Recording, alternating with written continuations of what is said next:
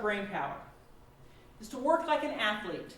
Think of the peak performers of any sport whatsoever. And it also applies to the best chess players in the world or the best musicians in the world. You see, all of these peak performers, the very, very top in their field, have a few things in common. They tend to practice in the morning.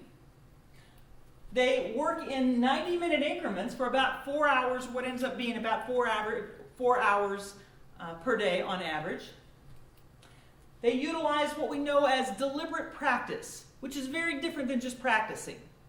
Just going out and hitting some golf balls or shooting some hoops. You can do that, and you might strengthen your skills, but the peak performers approach practice in a very, very different fashion. What they're doing is practicing to begin with what they don't do well.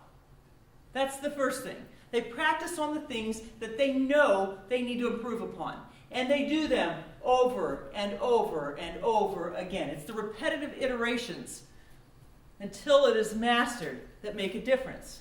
Peak performers also utilize constant feedback and evaluation.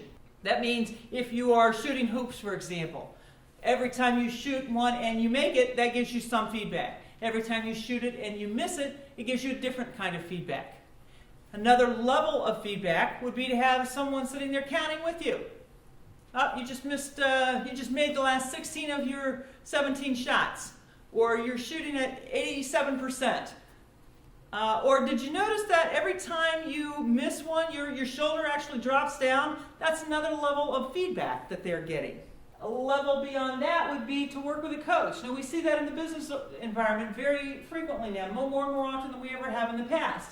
Working with a coach, someone who's an expert in that field that can give you feedback about what you're doing well and what you need to change, how you need to grow. What else do they do?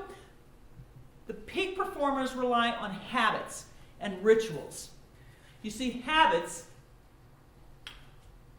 are managed at the very core of our brain, the more primitive parts of our brain. They're automatic. You don't have to think a lot about them. That leaves available to you all the higher level cognitive skills available to you when you make something a habit.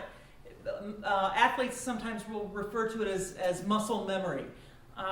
Anything that you learn on a regular basis that you have done so many times becomes part of your automatic psyche.